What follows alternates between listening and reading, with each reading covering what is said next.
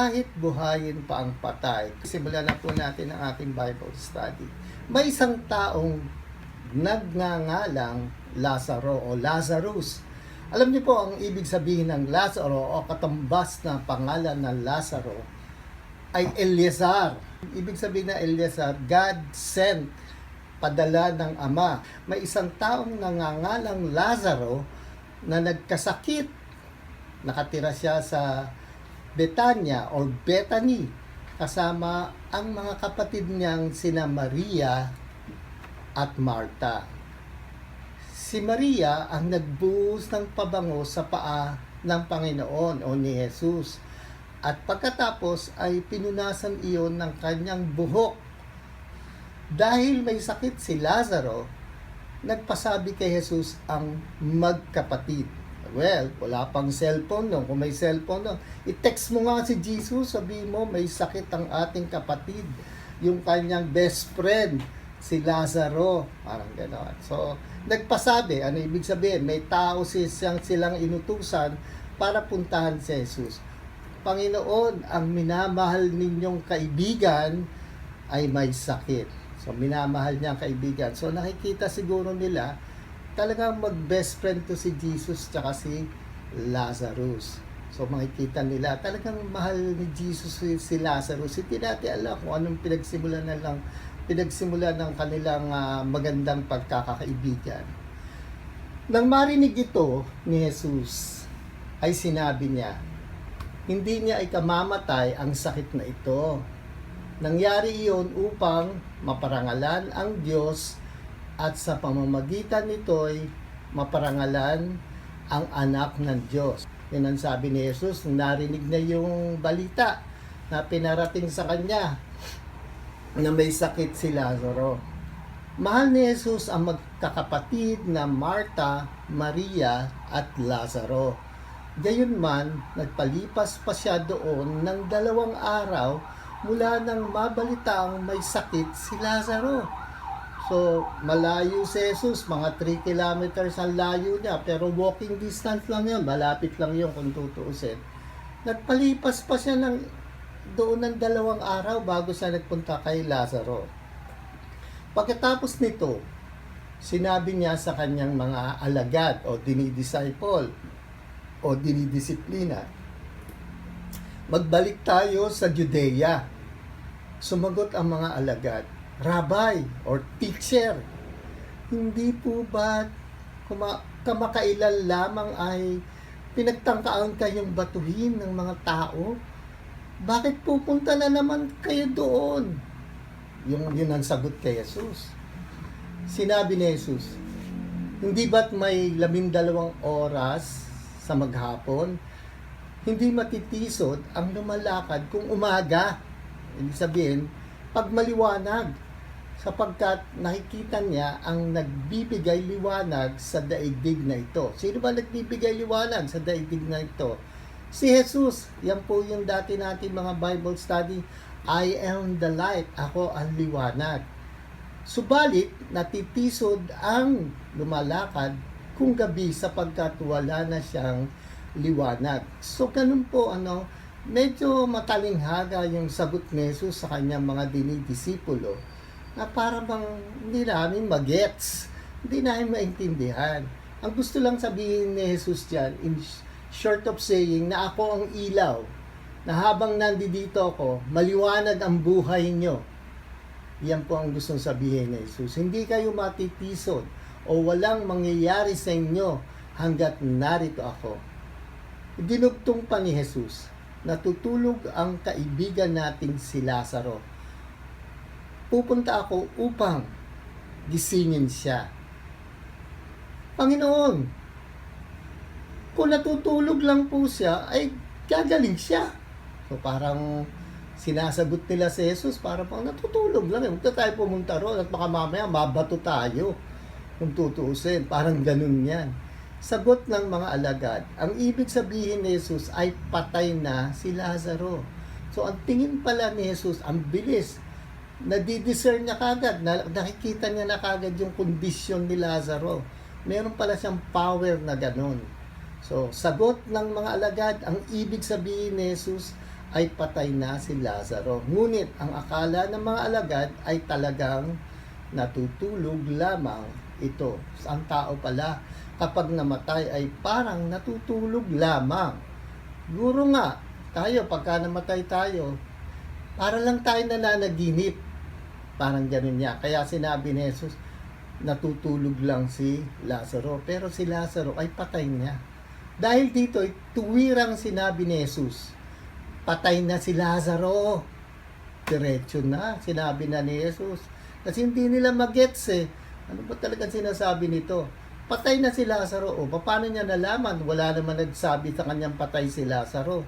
So, may special power si Jesus. Patay na si Lazaro. Ngunit dahil sa inyo, ako'y nagagalak na wala ako roon. Nang sa gayon ay sumampalataya kayo sa akin. Tayo na, puntahan natin siya. So, kaya pala, napansin natin, kaya pala, nagpatagal pa si Jesus ng 2 araw. Dahil inantay niyang mamatay si Lazaro. Diba? Parang gano'n na nangyari. Sinabi ni Thomas na tinawag na kambal or Didymus. Ang ibig sabihin kasi ng Thomas ay Didymus or kambal. Sinabi ni Thomas na tinawag na kambal sa kanyang mga kasama. Sasama tayo sa kanya. Nang mamatay tayong kasama niya. Ayun na. Alam na nila. Sama tayo sa kanya. Pare-pareho tayong babatuhin doon. Pare-pareho tayong mamamatay. May pagka-sarcastic yung sinabi ni Thomas. Yan din ho yan si Thomas. Yan yung doubting Thomas. Yung hindi naniniwala kay Jesus na nabuhay muli si Jesus. Siya po yun. Pagdating ni Jesus, nalaman niyang 4 na araw nang nakalibing si Lazaro. May 3 kilometro lamang ang layo ng Jerusalem sa Bethania o Bethany. So, 3 kilometro lang pala. Alam niyo, sandali lang yung lakad na yun eh. Mga 3 kilometers, saglit lang yun. Maiksi lang ang lakad. No, yun nga lang, sa kanila po, puro bundok, mabato. Kaya mahirap maglakad. Pero kung tayo, lalakarin lang natin, maiksi lang po yan. So, pero ang ginawa ni Jesus, after 2 days, doon pa siya nagpunta. At maraming Hudyo ang dumalaw kina Marta at Maria upang makiramay sa pagkamatay ng kanilang kapatid. Nang mabalitaan ni Marta, si Marta, yan po yung maasikaso sa kusina, di ba? Nang mabalitaan ni Marta na dumarating si Jesus, sinalubong niya ito. Tingnan niyo, sipag talaga, no? Masipag si Marta, no? Narinig niya lang, nabalitaan niya na si Jesus ay parating na. Ang bilis, sinalubong niya ito. Siguro tumatakbo si Marta para salubungin si Jesus. Ngunit si Maria na may naiwan sa bahay. Sinabi ni Marta, Panginoon, kung narito po kayo, hindi sana namatay ang kapatid ko. Ba, parang sinusumbatan pa si Jesus, ano? Nandito ka sana, di sana hindi namatay to. Subalit alam kong kahit ngayon ipagkakaloob sa inyo ng Diyos ang anumang hingin ninyo sa Kanya. O parang, hindi ko alam, ano, una, sinumbatan niya si Jesus na sana kung nandito kayo, hindi namatay. Pero yung susunod na sinabi niya, na ipagkakaloob naman ng Diyos kahit na anong hilingin niyo eh. Muling, mabubuhay ang iyong kapatid, sabi ni Jesus. Ayan, diniretso na ni Jesus. Muling mabubuhay ang iyong kapatid. Bakit? May positive, siya eh. Diba? Meron siyang pananampalataya na kung ano man ang sabihin ni Jesus sa kanyang ama ay pwedeng mangyari at pwedeng mabuhay. Sumagot si Marta, alam ko pong siya'y mabubuhay muli sa huling araw. Hindi naman pala yung buhay pisikal ko, hindi buhay espiritual. Siguro narinig niya na sa mga turo ni Jesus na bibigyan tayo ng buhay na walang hanggan. So hindi sila, parang hindi pala naintindihan ni Marta na ang sinasabi ni Jesus ay physical body na bubuhayin. Ang sinasabi naman ni Marta ay yung second life, yung buhay na walang hanggan. Sinabi sa kanya ni Jesus, ako ang muling pagkabuhay at ang buhay. Resurrection and life. Ang sinumang sumasampalataya sa akin kahit mamatay ay muling mabubuhay. Ibang klase, no? Kahit mamatay daw, muling mabubuhay. Kung may dahilan, ha? Kung mananampalataya daw yung tao sa kanya, kay Jesus. At sino mang mabubuhay at sumasampalataya sa akin ay hindi mamamatay kailanman. So kung tayo yung nakikinig doon, ay, teko na, maniniwala na ako sa kanya, hindi naman pala ako mamamatay. Pero ano na itsura ko kung hindi ako mamamatay? Kunyari, meron doon lolo o lola na nakapakinig kay Jesus. Ay, ganito itsura ko. Kung hindi ako mamamatay, ano na kaya itsura ko? Ang pangit-pangit ko na, ang tanda-tanda ko na. Parang gano'n, puro kulubot na mukha ko. Yung ba ang gustong sabihin ni Jesus? Tignan natin. Naniniwala ka ba sa sinabi ko? Sumagot siya, Opo, Panginoon. Naniniwala po akong kayo ang Kristo. Ang ibig sabihin ng Kristo, messenger. Anointed messenger. Ang anak ng Diyos na inaasahang darating sa sanlibutan. So inaasahan na pala nila karamihan. O karamihan ba o konti lang yung maasa na darating na ang mensahero ng ating Ama o Kristo para sa sanlibutan. Pagkasabi nito, umuwi si Marta. Tinawag niya si Maria at binulungan. Naririto na ang guro at ipinapatawag ka. Napansin nyo, ang tawag nila guro kesa andito na si Jesus. Kasi po nung araw, kaya tinatawag na rabbi o guro, ang ano po yun, pangrespeto dun sa tao. Nire-respeto nila, lalo na, yun ang mga nagtuturo sa kanila. Pagkarinig nito'y nagmadaling tumayo si Maria upang salubungin si Jesus. Wala pa si Jesus sa nayon. Naroon pa lamang siya sa lugar kung saan siya sinalubong ni Marta. Nang makitang si Maria ay nagmamadaling tumayo at lumabas, sinundan siya ng mga Hudyong nakikiramay sa kanila. Akala nila ay pupunta siya sa libingan upang umiyak.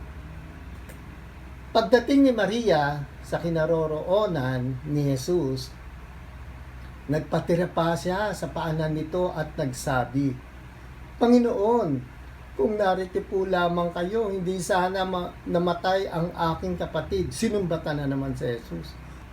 Tignan natin kung ano nangyari. Nahabag si Jesus at nabagbag ang kanyang kalooban nang makita niyang umiiyak si Maria, pati ang mga Hudyong kasama niya nito. So, nahabag si Jesus. Siyempre, nakakaramdam naman si Jesus ng ganyan, ng lungkot. Saan ninyo siya nilibing? Sabi ni Jesus, tanong ni Jesus. Sumagot sila, Panginoon, hali kayo at tignan ninyo. Tumangis si Jesus. Ano ba ibig sabihin tumangis? Panahon pa ni Jose Rizal itong mga word na ginagamit ng Bible. Pag-alala, pagdating ng araw, ang Bible may mga bagong interpretasyon na. Kasi ito, mga lumang interpretasyon to eh. Tumangis si Jesus. Ano ibig sabihin? Naluha si Jesus. Kumbaga, sa sobrang lungkot ni Jesus o nakiramay siya sa mga lungkot ng mga kaibigan niya at mga Hudyo nag-iiyakan, naiyak din siya. Bakit? Diba sinabi ni Jesus, Ako ang anak ng tao. Yun po ang ibig sabihin niyan. Na ibig sabihin, si Jesus ay tao rin na tumatangis o nalulungkot at umiiyak din. Nakakaramdam din. Hindi yung parang bato o parang Diyos ako, wala akong nararamdamang emosyon. Hindi po. Dito po, pinakita, tumangis si Jesus. Umiyak. Tumulo ang luha. Kaya't sinabi ng mga Hudyo, tignan ninyo, talagang mahal na mahal niya si Lazaro. Sinabi naman ng ilan, napagaling niya ang bulag. Bakit hindi niya napigilang mamatay si Lazaro? So kasi, di ba, balitang-balita yan eh, na yung bulag, nakakita. Ginawa ni Jesus yun, kaimposiblihan yun. Eh bakit ito? Talagang mga tao, no, nanunumbat pa. Bakit itong best friend niya, hinayaan niyang mamatay? Muling nabagbag ang kalooban ni Jesus pagdating sa libingan. Ang pinaglibingan kay Lazaro ay isang yungib na tatakpan ng malaking bato. Ano ba yung yungib? Yan po ay kuweba o cave in English. Alisin ninyo ang bato. Utos ni Jesus. Alam nyo ba, yung mga ganyang klaseng libingan ng mga panahon ni Jesus, abay, big time na mga tao yan. May kaya. Dahil mga gandang klaseng libingan. Ngunit sinabi ni Marta na kapatid ng namatay ay sumagot, Panginoon, nangangamoy na po siya ngayon. 4 na araw na siyang patay. Nga naman, nangangamoy na. Paano ba yun? Sinabi ni Jesus, hindi ba't sinabi ko sa iyo na kung sasampalataya ka ay makikita mo ang kaluwalhatian ng Diyos. Kung tayo to si Marta, lalabas doon, zombie, tas ang baho, makikita ko daw, pag ako nanampalataya kay Jesus, makikita ko ang kaluwalhatian ng Diyos. Tignan natin kung ano nangyari. Kaya't inalis nila ang bato. Ba? Sumunod sila, inalis nila ang bato. Tumingala si Jesus sa langit at sinabi, naku, ito na, parang horror to, no? Binuksan yung yung kuweba. Tapos tignan natin kung anong mangyayari. Ama, nagpapasalamat ako sa iyo, sabi ni Jesus, sapagkat dininig mo ako at alam kong lagi mo akong dinirinig. Ngunit sinasabi ko ito dahil sa mga taong naririto upang maniwala silang ikaw ang nagsugo sa akin. Makikita natin, patay bubuhayin. Dati bulag, nakakita. Pilay, nakalakad. Diba?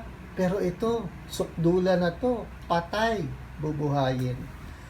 Pagkasabi nito ay sumigaw siya, Lazaro! Lumabas ka! Lumabas nga si Lazaro na nababalot ng telang panlibing. Ang mga kamay at paa may nakabalot ding tela sa muka. Sa mukha niya. Inutos ni Jesus sa kanila. So, ang itsura pala ni Lazaro, parang mami.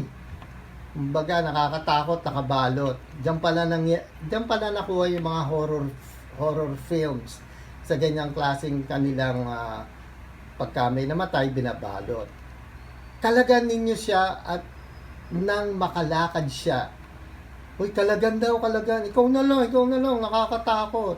Diba? Kung tayo yung nando, ikaw na lang, ayoko nga. Pero kinalagan siya. Eto na, marami sa mga Hudyong dumalaw kay na Maria ang nakakita sa ginawa ni Jesus. Ang dami nakakita. At sumampalataya sila sa Kanya. Wow! Buti naman, maraming sumampalataya kay Jesus. Ngunit, bagamat subalit, may ilan sa kanila na pumunta sa mga Pariseyo at binalita ang ginawa ni Jesus. Ayun na, kung talaga mga Hudyong ito, kahit buhayin pa ang patay. Ayun, sip-sip dun sa mga tituladong Pariseyong to. Doon pa rin sila nagpunta, itong mga marites na to. Ay sabihin natin dito sa mga Pariseyo kung anong ginawa ni Jesus. Isumbong natin. Kaya tinipon ng mga punong pari at mga Pariseyo ang mga kagawad at kataas-taasang kapulungan ng mga Hudyo. Kanilang sinabi. So, tinawag niya mga titulado. Anong gagawin natin? Gumagawa ng maraming himala ang taong ito. Kung siya'y pababayaan nating magpatuloy sa kanyang mga ginagawa, maniniwala sa kanya ang lahat. Paparito ang mga Romano at wawasakin ang ating templo at ang ating bansa. So yun ang kanilang mga pananaw. Natatakot sila kasi under sila sa Roman government. Ang mga Romano ang nagpapatakbo sa buhay nila. Kapag nangyari yan, baka nga magalit ang mga Romano, alisin ang kanilang templo at mawala sila ng bansa. Pero ngayon po, bago natin pagpatuloy, sino ba nang naniniwala kay Jesus? Ito mga Israelita o Romano? Mga Romano, sila pa nag-start ng Kristyanismo. Itong mga Israelita, itong mga Hudyo, itong mga sa Israel, anong ginagawa nila rito? Manggera. Talagang hindi naniniwala kay Jesus eh. Kahit buhayin pa ang patay, hindi talaga sila maniniwala. Yan po ang gustong sabihin dito sa title natin. Kahit buhayin pa ang patay itong mga Israelitang to, itong mga tiga-Israel na mga Hudyo, until now, walang ginawa kundi manggera. So, tignan nyo. Doon pa lang at ngayon, pareho ang kanilang mga pakay. Pero, sad to say, maraming mga churches, sinasamba ang mga Israelita, sinasamba ang mga Hudyo. Hindi komot. Naku naman, kayo nasa linya ng pinanggalingan ni Jesus ay dapat sambahin na kayo at kayo'y papurihan. Hindi po. Ayan, makikita natin panahon pa lang ni Jesus, hindi na sila naniniwala. Buti pa mga Romano na pinag-iisipan nila, sila pa doon pa sa kanilang bansa nagsimula ang Kristyanismo.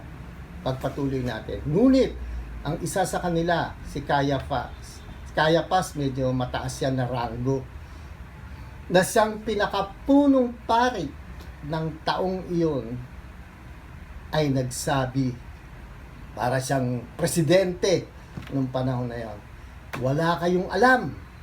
Hindi ba ninyo naiisip na mas mabuti sa inyo na isang tao lamang ang mamatay alang-alang sa bayan kaysa mapahamak ang buong bansa? Tignan nyo na. Tignan natin. Ang sabi ni Juan. Nung sinusulat ni Juan yan, ito ang sinabi niya. Nag-comment siya ngayon doon sa sinabi ni Caiaphas. Hindi mula sa kanyang sarili ang sinabi niyang ito. Bilang pinakapunong pare ng taong iyon, nagpahayag siya ng propesiya. Prophecy. Totoo nga naman. Sa isang tao lang, maliligtas ang mga tao. At nagpahayag siya ng propesiya na dapat mamatay si Jesus alang-alang sa bansa at hindi lamang para sa bansa kundi upang tipunin ang mga anak ng Diyos na nasa iba't ibang dako. Kasama po tayo doon, Philippines. Tayong nag-aaral na ngayon kay Jesus. Kasama po tayo dyan. Mula noon, pinagplanuhan na nila kung paano may papatay si Jesus. Talaga nga naman. Yan ang mga plano ng mga Israelita talaga. One time, naglalakad ka na Shangri-La Plaza. Merong kumamay sa akin doon, isang Israelita. Habang nag-uusap kami, habang na usapan namin, tinanong ko siya, bakit in English how come you don't believe in Jesus? Ayan, ma-nosebleed kayo. How come you don't believe in Jesus? Sabi ko sa kanya. We have God. And that's enough. Okay na sa amin yung Diyos.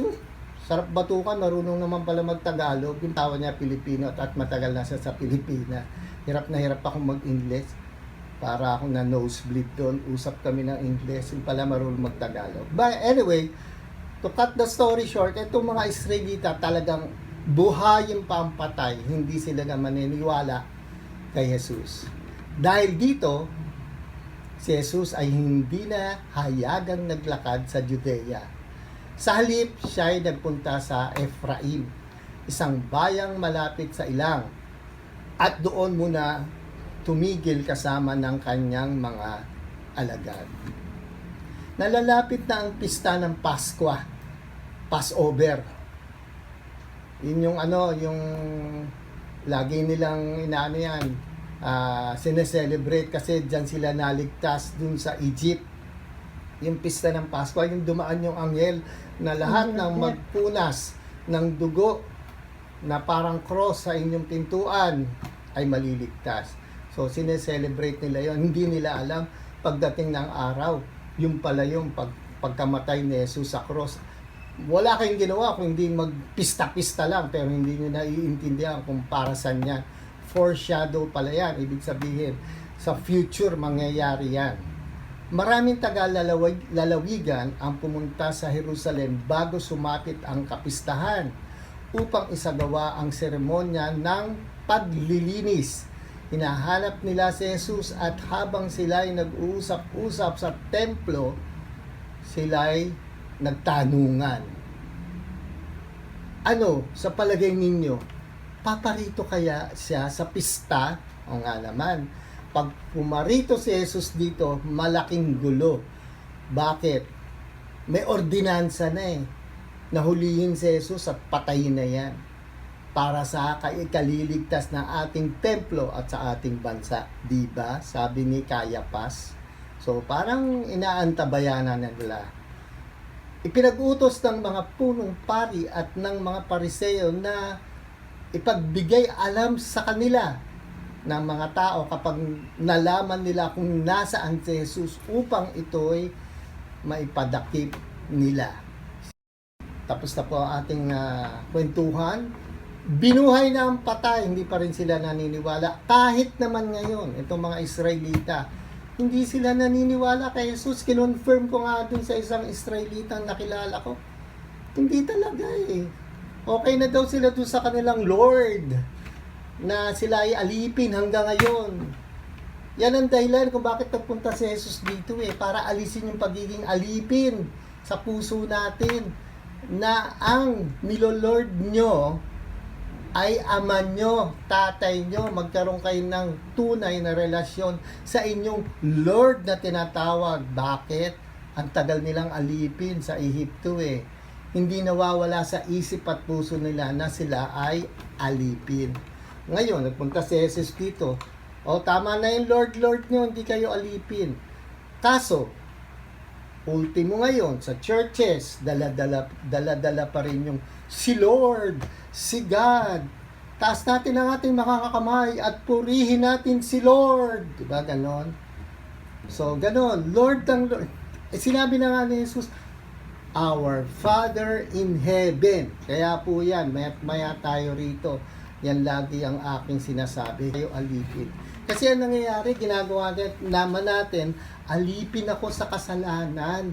Marami akong kasalanan. Kaya, ganun na lang ang aking pagtawag sa aking Ama na Lord na lang, Lord. Diyos ko, Lord. Alam mo, si Lord. Bakit? Gusto nating galangin, pero sa maling paraan. Gusto natin magpakababa sa maling paraan. Sinabi na ni Jesus, tapos na yan, hindi kayo alipin.